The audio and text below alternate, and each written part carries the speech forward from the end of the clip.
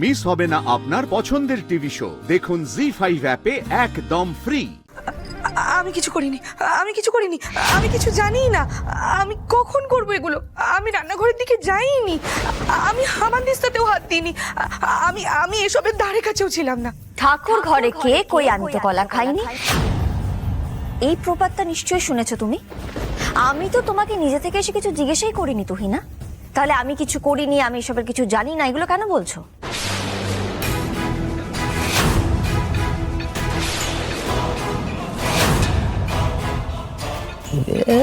বাবা, এই মেয়ে তো বেশ ঘোরেল। মানেটা কি? তুমি তো আমার সামনে এসেই দাঁড়িয়ে পড়লে, কেমন বড় বড় চোখ করে আমায় দেখছিলে। তার মানেই তুমি আমাকে অ্যাকিউজ করছো। আমি তো জানি সবার আগে সন্দেহ তীরটা আমার দিকেই আসে। তুমি আমাকেই সবার আগে সন্দেহ করবে। আমি একটা ভুল করেছিলাম বলে যা কিছু হবে সেই সব দায়টা কি আমাকেই নিতে হবে নাকি?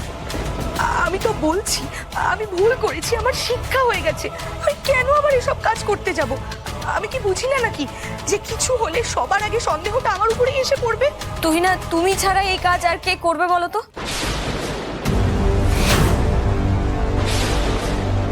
ছি ছি ছি, বাড়িতে কোন রাক্ষসী ধরে আনলো দাদু ভাই?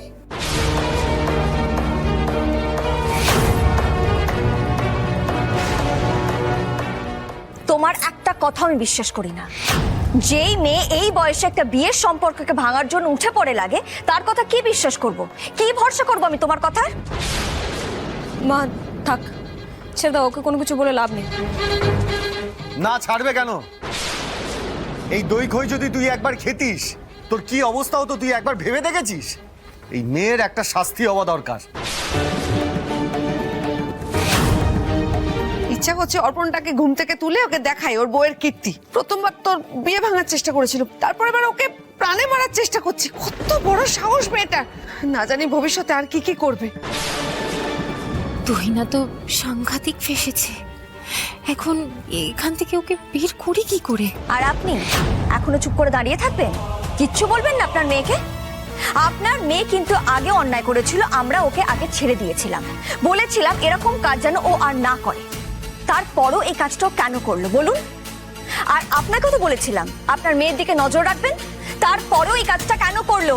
এর জবাব আপনাকে দিতেই হবে আজ। মা, ট্রাস্ট মি, আমি কিচ্ছু করিনি। এই সব কাজ অন্য কেউ করেছে।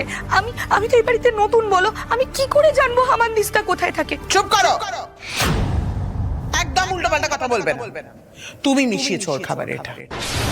তুমি ছাড়া আর কার রাগ আছে পুটির উপরে? এটা তোমারই কাজ। একদমই তাই। আমার মেয়ের বিয়ে ঠিক হওয়া থেকে তুমি ওর পেছন পড়ে রয়েছো, তাই এই কাজটা তুমি ছাড়া অন্য কেউ করতেই পারে না। আমি বুঝতে পারছি না তোমরা দাঁড়িয়ে দাঁড়িয়ে এটা নিয়ে এখন আলোচনা কেন করছো। এক্ষুনি স্ট্রেট গিয়ে পুলিশকে পুরোটা জানানো উচিত আমাদের।